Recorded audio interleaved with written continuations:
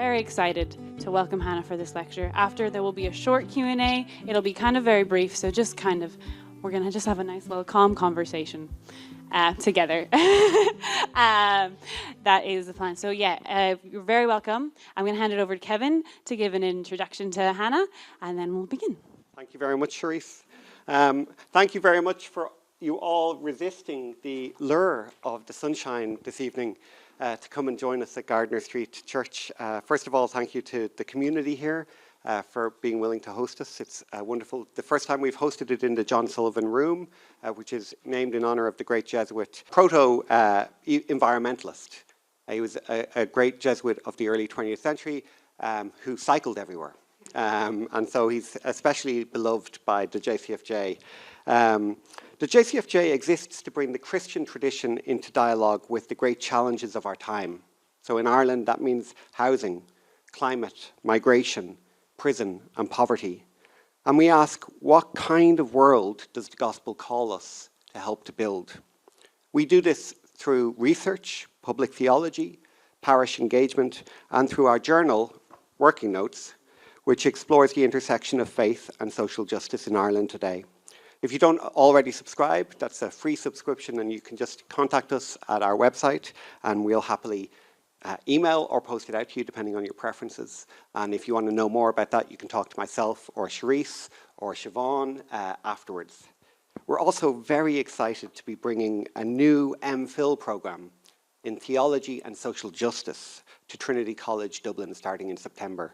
I, for some reason, don't have a flyer with me, but they're out at the desk. This is a unique program, probably in all the world, for its combination of deep theological reflection, and the intention is to equip students with the social scientific skills required to enter into the policy arena, so that it's the combination of reflection on the gospel matters and the skills that are required in the contemporary world to make a change.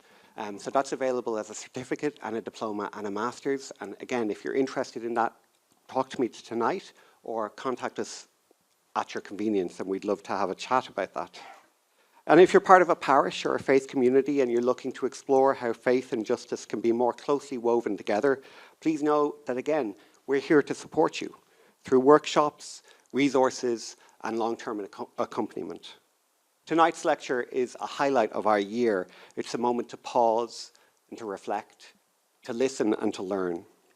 And it's a particular joy to welcome someone who is no stranger to the centre or to this parish. The Reverend Dr. Hannah Malcom spent time with us a few summers ago, based here in the Jesuit community, working with the Jesuit Centre for Faith and Justice, and immersing herself in the life of this very vibrant and diverse part of our city. Since then, she's emerged as one of the most compelling theological voices in Britain, writing on ecology, on grief, on place, on prayer. And she's done all of this with clarity and with courage and care. Her lecture this evening, and on Jesus' biome, his gut biome, one of the most remarkable pieces of systematic theology genuinely published anywhere in the world the last couple of years, was Hannah Malcom considering Jesus' resurrected body. What's in his gut? It seems like a trivial question, and it actually opens up to a profound consideration of what it means to say that God became a human being. Her lecture this evening is called Who's a Good Local? A Theology of Naming and Finding Our Place. And it's inspired by her recent research into how the simple but radical act of naming, especially in the context of prayer, can help reshape how we live in place, how we build community, and how we welcome others into belonging. At a time when so many of us feel rootless or dislocated by the pace of change, by housing pressures, by climate anxiety, this is a word we need to hear. So please join me in welcoming our 2025 annual lecturer, the Reverend Dr. Hannah Malcom.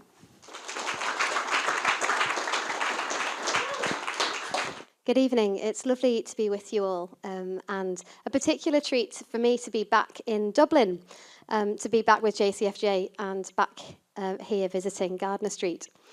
The last time I was in Dublin, which was about 3 years ago now, I went to see the play Translations.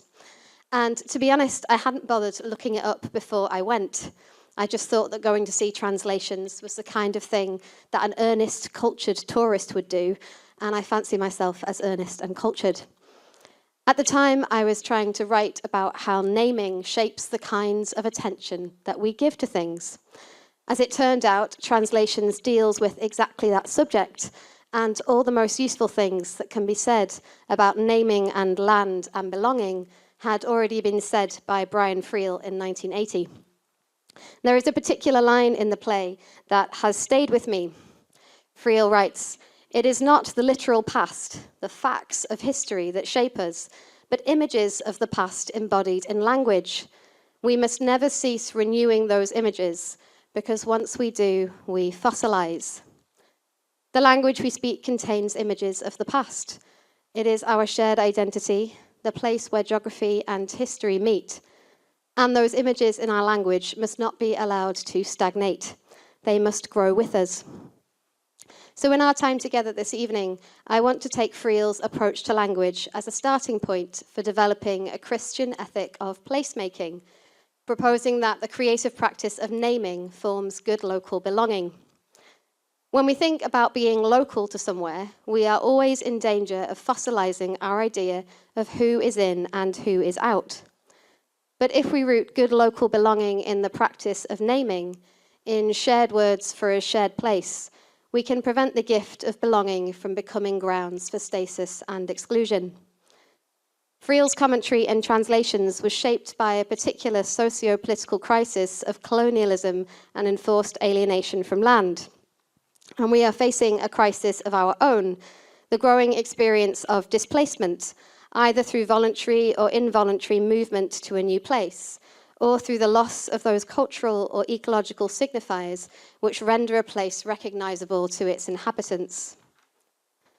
Arguably the longest held cross-generational responsibility and right, and arguably the most contentious, is the passing on of flourishing land, passing on somewhere to belong. But as the climate crisis deepens, the twin experiences of movement to new place and local loss in place are becoming more common. Emerging generations have been and are being displaced, and cross-generational knowledge of place is being lost. So what do we have to offer those coming after us? Future generations will need a sense of belonging to place, fostered through attentive relationships to other creatures, both human and non-human. But proper attention is a skill that must be learned.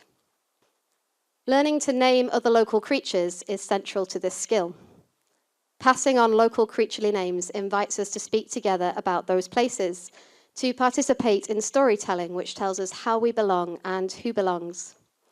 So in our time together, I'll propose that this is a vital part of our human vocation, and as such, part of the Church's witness.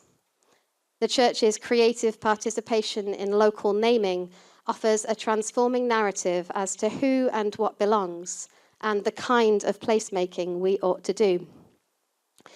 So let's begin by thinking together about what makes somewhere a place.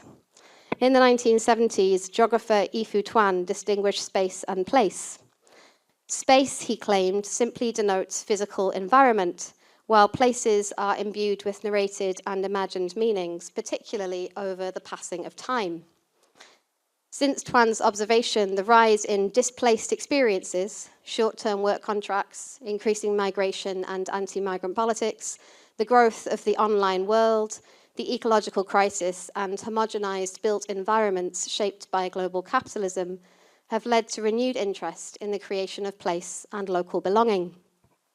A tidal wave of academic ink has been spilt in response, and the conversation has also arrived in the public square. Whether it is international debates about border control and citizenship rights, or the sudden explosion of popular books offering nature writing and nostalgic small-town stories, there are a lot of people promising antidotes to our unease.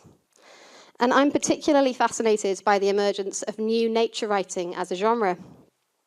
New nature writing might seem tricky to define, but if you walk into any bookshop in Britain, or in fact in Dublin, as I found out over the last day, I visited a couple, you will know nature writing when you see it.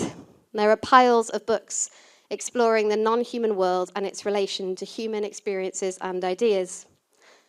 Now, new nature writing has been critiqued on a variety of fronts. It has a tendency towards personal nostalgia. It's still dominated by the white, middle-class, lone, enraptured male who wanders through the world without inhibition. But the genre is nevertheless grappling thoughtfully and creatively with the experience of displacement. And in doing so, there's growing consensus among nature writers that naming is vital if we are to seriously take on the experience of losing nature and the politics of belonging. British nature writer Robert Macfarlane has especially championed the power of naming in shaping our relationship to other creatures. In Landmarks, he collates thousands of words describing the landscapes, nature, and weather of Britain and Ireland, alongside introducing writers who carefully describe the land around them. Landmarks opens by attending to the wealth of deeply local knowledge contained in our language and its growing loss. He highlights this loss with reference to the Oxford Junior Dictionary's decision to drop over 80 creature words from their 2007 edition, including acorn, cowslip, heron, nectar, tulip, and wren. And you can see some more of the words up there. In response to a critical open letter by Macfarlane and other authors, Oxford University Press claimed that dictionaries are designed to reflect language as it is used. Their defence reflects an ideology which treats speech as a neutral or organic reflection of existing attention, rather than a creative activity which makes attention itself. That is, learning names for things invites us to pay attention to them. And as we revisit those names, commitment to this attention is strengthened. Macfarlane expresses this succinctly. We do not care for what we do not know, and on the whole, we do not know what we cannot name. The public debate with OUP inspired The Lost Words, a book which teaches children lost names for creatures so that restored relationship might follow. Macfarlane reminds us of the consequences of names being lost. Once a landscape goes undescribed, he says, and therefore unregarded, it becomes more vulnerable to unwise or improper action. If naming other creatures can guide humans to responsibility, not naming them is not a neutral state, but a decisive exclusion from the kind of shelter that humans can offer. Macfarlane writes, language is fundamental to the possibility of re-wonderment, for language does not just register experience, it produces it. Language carries a formative as well as an informative impulse. In 32 Words for a Field, Malcom McGann makes a similar appeal on behalf of the Irish language. Those lost words for landscape reflect a lost sense of identity. What we name changes who we are. As it happens, the last time I was in Dublin, I was also pregnant, then with my first child. And of all the demands of parenting, no one had prepared me for the momentous task of teaching a child to name the world they live in. Now every room in our house is dominated by lift the flat books, little wooden animals that march into a cheerfully apocalyptic arc, baby socks with dinosaurs and bears and daisies on them, a giant lion and elephant that live under the coffee table. Tiny cars and trucks beep and zoom across the carpet, and plastic blocks build skyscrapers by the sofa. My 2-year-old has emerged into a world of words, the colours and shapes and textures that make up her play, morphing into objects and creatures with names and identities. So what names have we determined are worthy of her tiny attention? If I look at her books, the first words shaping her world, they are full of farmed animals, sheep and cows and chickens and pigs, there for human consumption. Or there are animals from faraway places, crocodiles and tigers and giraffes, to be admired in a zoo or on the television. There are precious few plants and almost nothing that she might find in the local woods. She does not, it seems, need to know the word crow or robin or blackbird or oak tree or dandelion or hedgehog. My daughter is growing up in the most nature-depleted country in Europe, and if her vocabulary ends up anything like her slightly older peers, it will also reflect that reality. A child cannot love a creature, cannot mourn its loss, if she never even knows it exists. Who and what we love, attend to, and grieve is directly related to who and what we notice and name. Now, of course, the act of naming is as prone to sin as any other kind of speech. It can express a desire to control or manage another. The most obvious example is colonization, which often relies on suppressing local language. This is evident across the former British Empire, including the decline of Gaelic and Welsh in Britain and Ireland. And naming as a means for control is a religious story as much as a political one. The emerging field of taxonomy in the 17th century, for example, became closely tied to the creation story of Adam's dominion over other creatures, Adam's loss of dominion at the fall, and a desire to redeem this managerial capacity through the sciences. In Genesis, Adam's job of naming the other creatures was widely interpreted as an account of Adam as the first scientist, making the job of classification a truly religious vocation, a way to reverse the consequences of sin in a fallen world. Carl Linnaeus, a father of modern taxonomy, saw his work in the following humble terms: God created, Linnaeus ordered. As we face a major biodiversity crisis with collapsing insect, fish, and wild mammal populations, we're left to wonder how much of a gift human ordering has really been. So, naming can be a destructive process. The creative act of renaming, however, can have a curative power. In her book, Thin Places, writer Kerry Doherty describes the trauma of growing up during the Troubles in Northern Ireland and maps her childhood in, departure from, and subsequent return to Ireland through her encounters with wild creatures.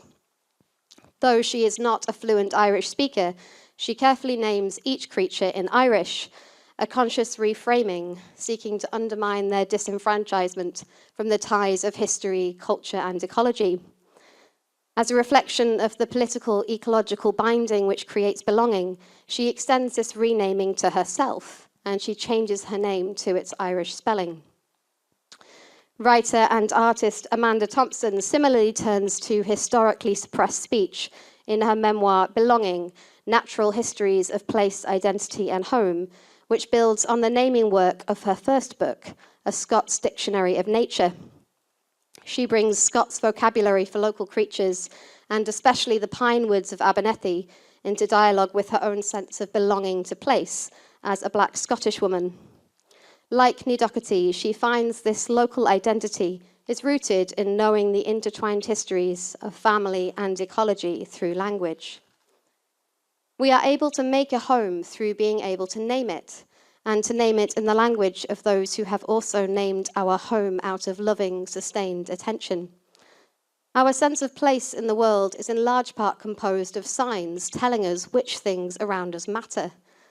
By speaking the names of other creatures, and especially local names, we can participate in this placemaking. And this is a recurring theme across new nature writing.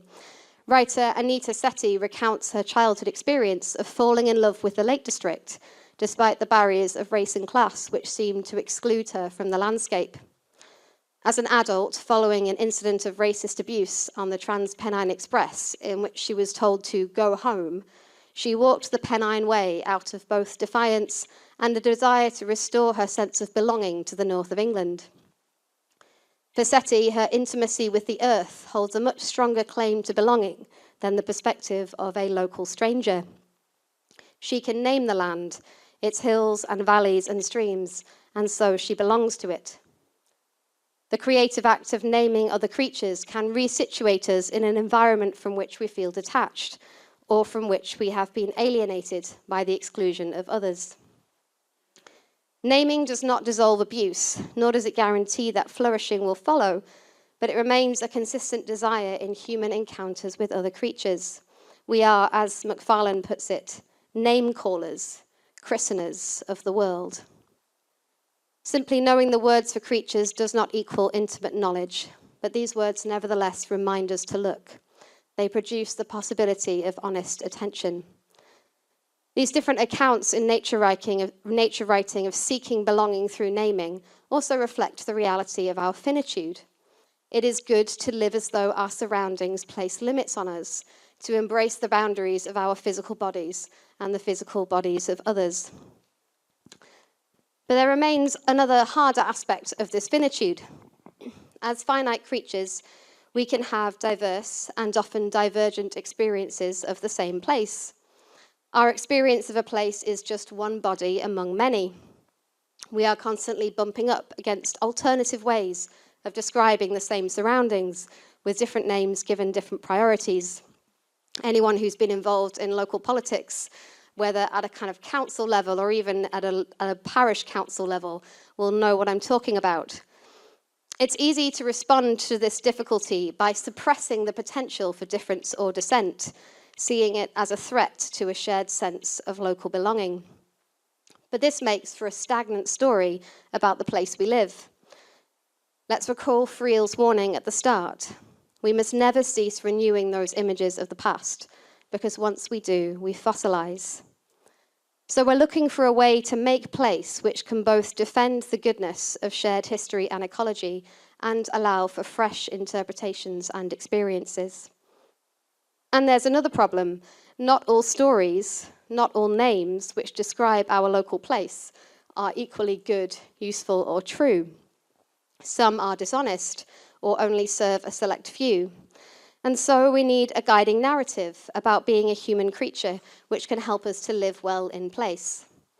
And you would think that this is the point where a theological account of local belonging might come in handy. And yet, theological interest in these questions remains quite thin on the ground. And this strikes me as odd, particularly since Britain and Ireland are places where the relationship between church and land is especially intimate. The Catholic and Anglican churches have substantial historic landholdings, and we have distinguished one place from another using the lines of the parish. And yet we've often held back from serious engagement with the anxieties currently dominating debates about local identity. And in fact, as far as many contemporary nature writers and critics on these islands are concerned, the church is the historic enemy of human connection to place. A fair assessment in many instances. In Britain, our few theologies of place have been heavily dominated by nature spirituality, nostalgia for rural community, a sense of loss as the church has declined, or by anxiety over whether our colonial history permits us to talk about who belongs at all. But we can and must do better than this. And there are two theologians whose work has particularly helped my thinking about place, belonging, and naming. Oliver O'Donovan and Jean-Louis Chrétien. So let's turn to O'Donovan first. In The Ways of Judgment, Oliver O'Donovan proposes a vision of the human which celebrates our placed specificity. Against conceptions of place which either attempt to abolish it entirely or simply comprehend it as property, O'Donovan treats place as the social communication of space, acknowledging that there are other places with other kinds of experience with which we communicate. When we say we belong to a place, this does not need to be an exclusive claim. Rather, it can be the opposite.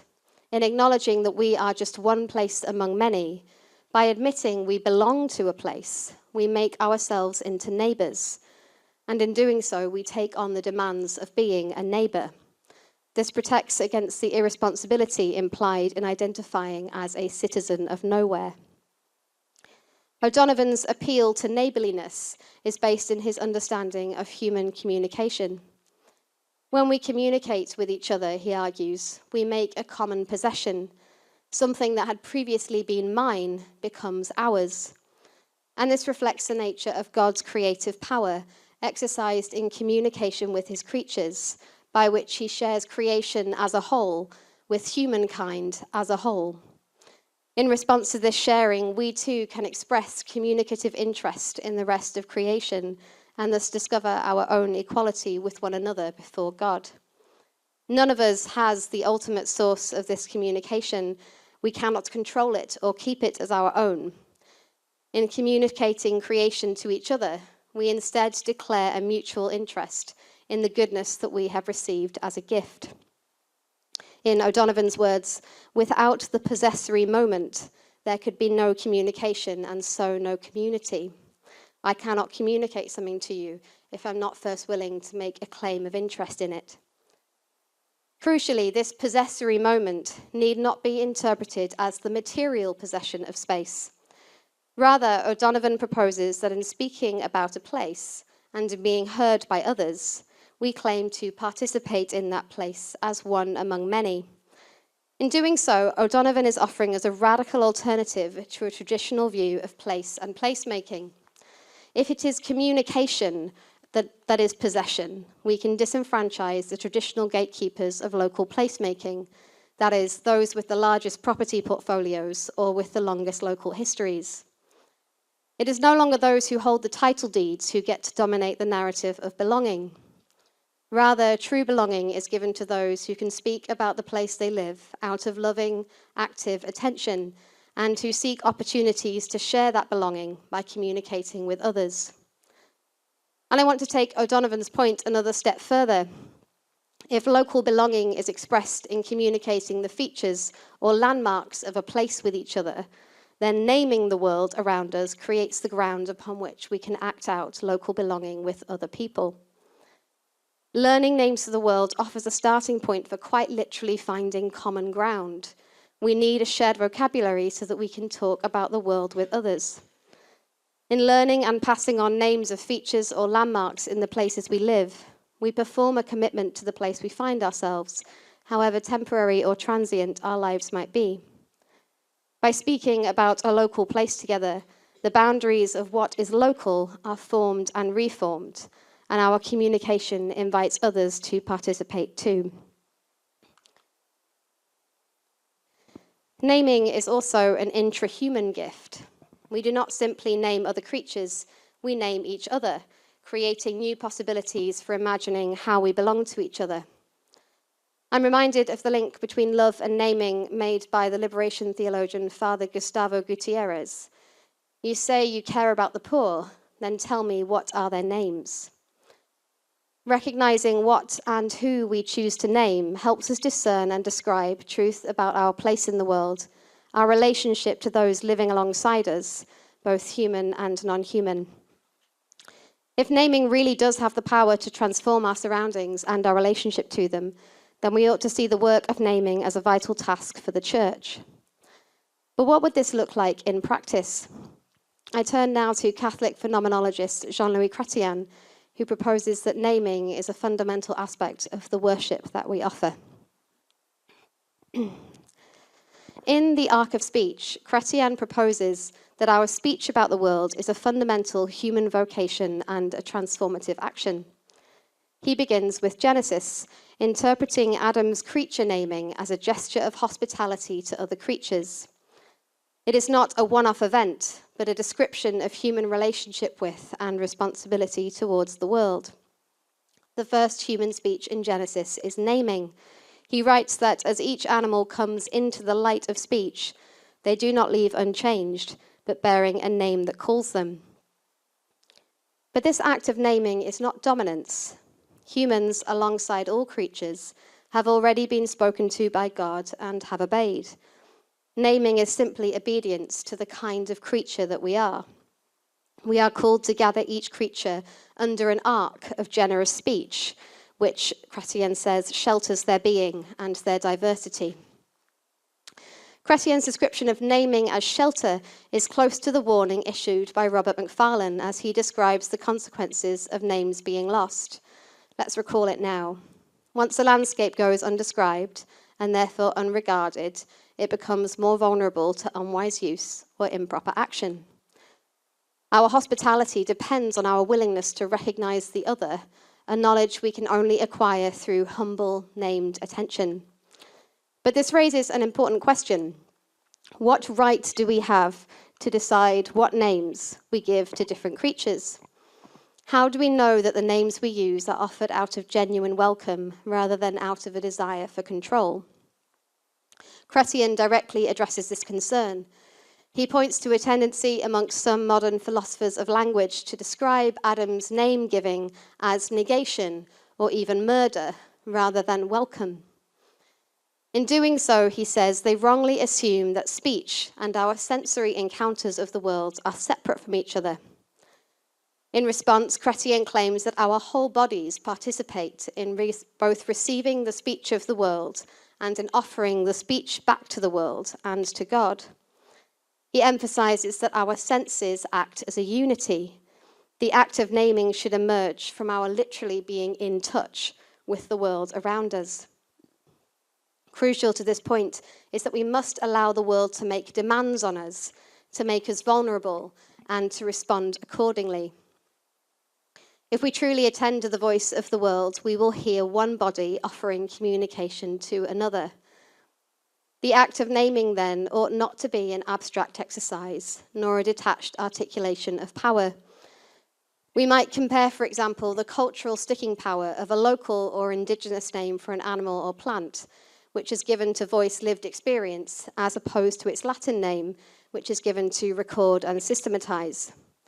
The former makes a demand on our attention in a way that the latter does not. It is much easier to remember the name dandelion than the name Taraxacum officinale. That's the Latin name of dandelion. I looked it up for this talk. Viewing name as a sensitive sensory process also leaves room for the admission of failure. When we try to pay attention to the speech of the world around us, we often fail to listen or to speak truthfully or adequately. But the attempt is nevertheless vital to building and sustaining relationship. Let me give you a simple example. My 2-year-old is currently fascinated by hedges, and when we go on walks, she wants to touch each hedge. As she makes clear to us in her own special toddler way, it is not experientially sufficient to touch one kind of hedge, because her senses tell her that the plants making up hedges are not generic hedge. They each feel different. They are different kinds of creatures. This one is privet, this one is laurel, this one is ivy, and so on. Just give you a moment the visual of my toddler insisting on touching the hedge of every single front garden on the street where we live. As she learns these names, this naming will reflect her sensory experience. We name to differentiate one creature from another. We name to reflect what our senses have already told us. But our naming also reinforces and shores up this differentiation so that we can continue to see and pass on this attention to others. If, by contrast, we call each laurel, yew, and ivy bush generic hedge, her attentiveness to their difference will diminish over time, and all she will see is hedge. Our walks may get a lot more efficient, but some of the world's diversity will be lost on her. There are, of course, more things in the world than we can ever touch or learn or attend to. Try as she might, my daughter simply cannot have an intimate experience with every single plant growing on our estate. So if all our speech about the world is a response to the diverse calls of creatures around us, we next have to ask ourselves what kind of speech we will choose to respond to, and to whose speech we will listen. This kind of careful, focused listening is very difficult. We are pulled in many different directions, and usually in the direction of the most powerful voices. So if we are to practice selective attention, we need to know where our attention is best placed. And the answer for the church is that we are called to participate in God's redemptive work in the world. And so that is where we ought to be looking for our answer. When we name our surroundings, we are not simply learning to report our environment as it is for the sake of greater accuracy in our speech. We are speaking redemptively, conforming our attention to the compassion demonstrated in Christ. Christ named and renamed the world in order to point to the kingdom. When he saw the troubles burdening his disciples, he directed their attention to the birds of the air and the lilies of the field, an antidote to their warped anxieties. When he healed the woman with internal bleeding, he reinstated her belonging by naming her daughter before her community. In one of his parables, Christ names the poor, Lazarus, and leaves the name of the rich unsaid. At the Last Supper, he names bread and wine as body and blood, and thus sanctifies them, making them holy. When, likewise, we bear witness to the shared names of creatures or communities which have previously gone unnoticed, dismissed, or misnamed, we are remade in the image of Christ, who saw unnoticed signs of glory and called forth those whose voices had gone unheard. Christians are not alone in this remaking work. We communicate with others who seek to see in new ways. But our naming in the church must come from the conviction that the priorities of God are already announced. And these priorities are learned in our life of prayer. Like all speech, prayer teaches the one who prays. But Chrétien does not simply treat prayer as speech with God in mind. The call to which prayer responds, he says, comes from both God and the world. Belonging to the world offers the attention required to know what to pray, and prayer in turn teaches a new kind of worldliness, making our attention new. But this is not just a personal offering.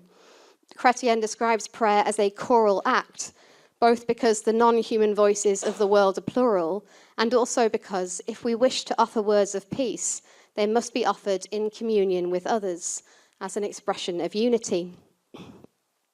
If this is the case, the names of creatures offered in public praise and petition is key to the church creating and curating renewed attentiveness to the world. So I want to look at petition and praise in turn. Firstly, petition. The church's practice of intercessory prayer is responsive to contextual changes and able to redirect attention to local narratives which might otherwise go unheard or dismissed. In our intercessory prayer, we name the vulnerable, the marginal, the grieving, the downhearted, and the lonely. And in this act of naming, we speak desires about the place we live, and we trust that our actions will be more aligned with these desires. But desires can be divergent, so public prayer often includes specifically local names, creating collective attention by saying them out loud. Those named usually don't reflect the dominant narratives of a place, given their reliance on the admission of vulnerability. But as we recite the names of the sick and the dying, the community creates signs which direct attention to the needs or desires of those who may otherwise have remained unrecognized. This motivates seeing a place as God sees it. By contrast, public prayer, which avoids specificity, refuses to name requests, or focuses only on the inner life of the church, has the inverse effect. The worshipping community becomes further alienated from its placed reality. And secondly, praise. Here again, we find that speech offered as prayer has a distinctly transformative quality. It changes the way we see the world. Chrétien says, nothing before God belongs to us as our own, if not our ability to say thank you. This speech has the strength of its weakness, for the voice that praises always has something tremulous about it, knowing at one and the same time that it cannot be enough, and yet nothing other than it can be enough. Our attentive desire to belong is prompted by thanksgiving rather than ownership. Thanksgiving holds within it both an outward gaze and knowledge of limitation, which ensures room is made for the other. If our attention is plastic enough that it can be remade by redirected speech, naming those things for which we are thankful might create a receptivity whereby we are both committed to the gift received and know that our belonging must necessarily be shared. And Chrétien goes still further. Thankful speech is the only kind that can approximate truthful speech. If we want to tell the truth about the world that we love, we must begin by offering its names in grateful praise. So I've proposed 2 stages to the role of naming in forming local belonging. Firstly, we, all humans, can learn and perpetuate names which create and strengthen our love for the world. We can learn the names of creatures, landscapes, people, and places, and we can pass those names on in our speech. This helps us attend to our environment in a way that deepens our sense of belonging to it. And secondly, the kinds of names that we emphasize are governed by the stories that we tell about ourselves. And so the church's offering of public speech must propose a compelling narrative which encourages a particular kind of belonging. There may be creatures whose names are at risk of being lost forever, colonized landmarks to be renamed, humans who cannot currently participate in this naming or who have lost the ability. Giving prayerful thanks for those human and non-human creatures who are unnoticed, unnamed, or even directly persecuted is transformative. They are sheltered by the ark of our speech. Now, this second stage is not straightforward. It's impossible for us to ever learn the names of all those in need of this protective and welcoming voice. But there is humble joy in the attempt. In this act of speaking about the world together, we perform a particular vision for the world, which serves as an invitation to others. As I draw to a close, I want to look at the practice of naming with one more example. One of the problems with talking about naming as loving attention towards the world is that we can risk taming it, making it a nice thing to do in our little churches, but lacking any potency. But attentively naming or not naming the world around us is a powerful act. And we know this is the case because there are plenty of people who have lots of power who would, on the whole, prefer that we don't do it. I am talking about the murky world of land and property ownership, where the ability to successfully hide exactly what you own is a good way to prevent members of the public from taking too much interest in what you are doing with it. Now, you will have your own local stories of where this dynamic is at work. But I want to close with an example local to me, which is the Church of England. As the Church of England faces its own decline and tries to reimagine its place in public life, the question, who is church land for, has become quite an urgent one. But who is church land for is not a straightforward question. One challenge is that there are multiple answers we could give, and some of those answers are in competition with each other. The other challenge is that the land the Church of England owns is a complicated patchwork spread across multiple countries and owned and managed by a series of distinct but related entities. So if we wanted to have a go at answering this question, the first thing we might want to do is name the land owned, where it is, who or what is currently living on it. But this is our first hurdle. The variety and scope of land owned by the Church of England is such that even the Church itself has historically not been able to comprehensively name the collective land in its possession. Any knowledge has, until recently, been partial, dependent on the body responsible for any particular plot. This inability to name land owned by the Church was finally addressed in 2020. That autumn, the property consultancy firm Knight Frank was commissioned to carry out a geospatial mapping exercise of church-owned land and buildings across the whole of England. In each diocese, a key representative has access to this map in order to facilitate joined-up planning and collaboration. This map is not, however, publicly available, nor are there any plans to publish it in the near future. The Church of England may be a national church, but we are not considered a public body, and so we are conveniently exempt from freedom of information requests. Any ability to name church land, and as such to claim an interest in land owned by the church, is ultimately at the church's discretion. Why does this matter? Naming land ownership and management is genuinely transformative as we pass on this gift from one generation to another. To give one recent example, the little village of Langford in Oxfordshire was, until 2020, surrounded by 3 church commissioner-owned farms, tenanted over several generations and embedded in the life of that community, with parish activities often held on the land. Further back, this land was a Black Death burial site, a plot of historical and spiritual significance. But between 2020 and 2022, these 3 farms came up for sale. The parish council saw an opportunity. They mustered up local support and a loan, and they approached the commissioner's agent, offering to buy a plot of 11 acres opposite the church. This offer was declined, presumably because a whole estate sale would be more convenient and offer higher value. So, undeterred, the parish council wrote to the commissioner's head of real estate, explaining what was at stake for their local community and outlining a detailed proposal to buy 2 other plots of land for community and church use. This offer was also declined, and the land was sold on to a higher bidder. In a strange twist, the parish council is now in the process of buying one of those original plots of land from the new owner. But this community's dealings with the established church have left a bitter taste.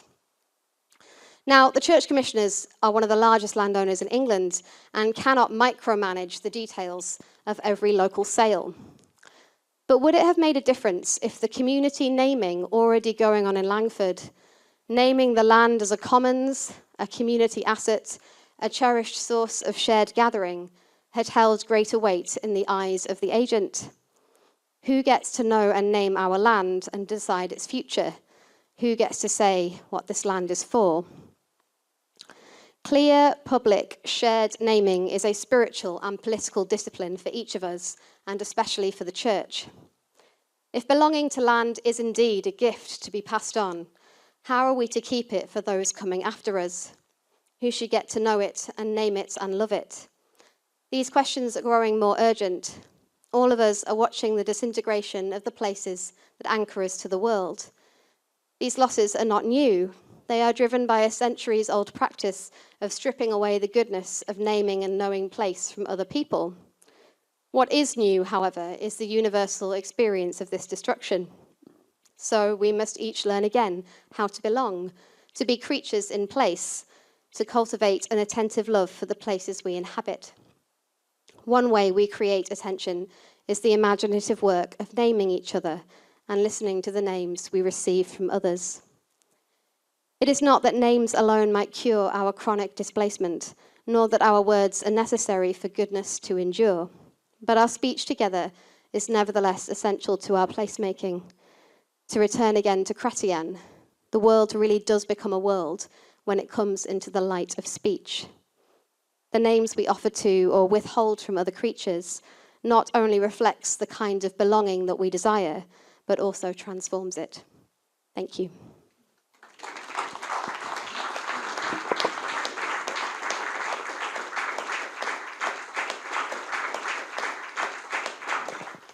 Thank you very much, Hannah. That was a wonderful feast. At one point in the middle of your talk, you used the phrase gentle speech.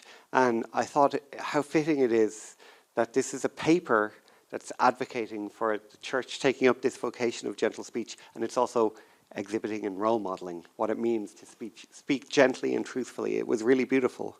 I have many questions that I want to burden you with. But I want to focus on this idea that you had from Oliver O'Donovan about how our belonging to a place isn't possessive.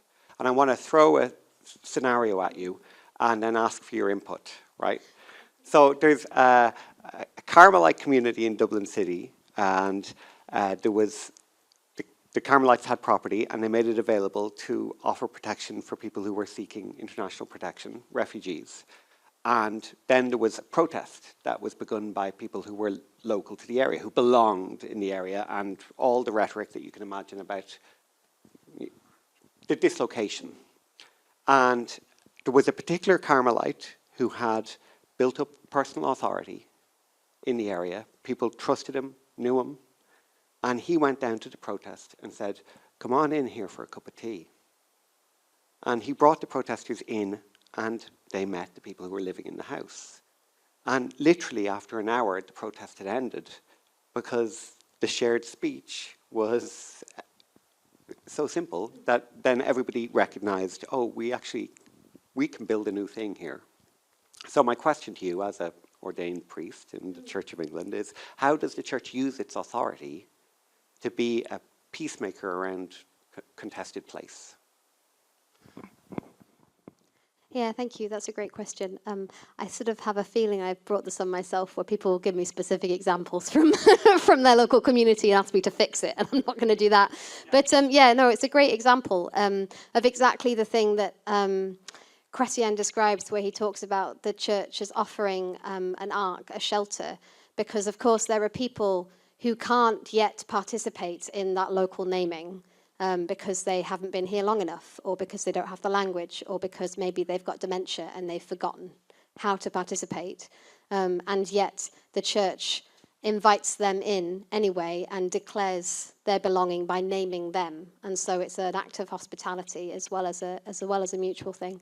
And yeah, I mean, I think one of the sort of core parts of that narrative, which is compelling, is both that there was kind of sustained trust built up over time between the church community and those people who live locally, and also a willingness to potentially risk violating that trust by extending hospitality and living out that sheltering attitude in naming, despite the potential for other people to take issue with it, for there to be a breakdown of relationship over it.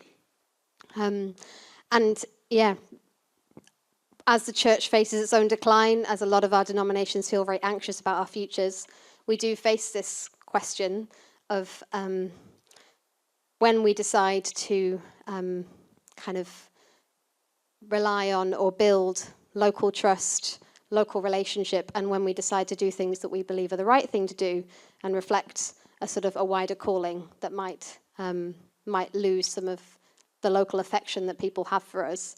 And I think that's a kind of tension that the church just has to be able to live with. That there's a need to be able to be distinct, sometimes in a sort of controversial way, to the communities that we find ourselves in.